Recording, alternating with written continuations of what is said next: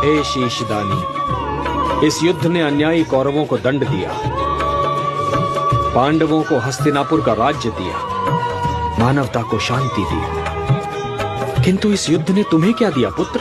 हे नारायण, ये आप भली भांति जानते हैं, मुझे अपने कर्म का कोई पुरस्कार नहीं चाहिए। हे निष्काम कर्मयोगी, तुम्हारे कर्म का पुरस्कार तो मैं तुम्हें दूंगा। कलयुग में तुम मेरे ही नाम से जाने जाओगे और मेरी सारी शक्तियां तुम में निहित होंगी। जो भी मनुष्य तुम्हारी पूजा करेगा उसकी सारी मनोकामनाएं पूर्ण होंगी। मेरे लिए क्या आज्ञा है प्रभु? पुत्र, कलयुग का प्रसार बढ़ते ही तुम खाटू नाम के स्थान पर प्रकट हो जाओ। वहां की भूमि अत्यंत पवित्र और पावन है।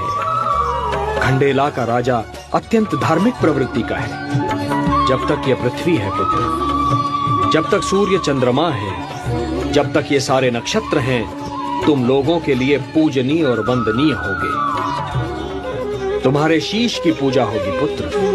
तुम शाम नाम से जाने जाओगे और हारे का सहारा बनोगे। हे शीशदानी, इस युद्ध ने अन्यायी कौरवों को दंड दिया, पांडवों को हस्तिनापुर का राज्य दिया, मानवता को शांति दी, किंतु इस युद्ध ने तुम्हें क्या दिया पुत्र? हे नारायण, ये आप भली भांति जानते हैं, मुझे अपने कर्म का कोई पुरस्कार नहीं चाहिए। हे निष्काम कर्मयोगी, तुम्हारे कर्म का पुरस्कार तो मैं तुम्हें दूंगा। कलयुग में तुम मेरे ही नाम से जाने जाओगे और मेरी सारी शक्तियां तुम में निहित होंगी। जो भी मनुष्य तुम्हारी पूजा करेगा उसकी सारी मनोकामनाएं पूर्ण होंगी। मेरे लिए क्या आज्ञा है प्रभु? पुत्र, कलयुग का प्रसार बढ़ते ही तुम खाटू नाम के स्थान पर प्रकट हो जाओ। वहां की भूमि अत्यंत पवित्र और पावन है।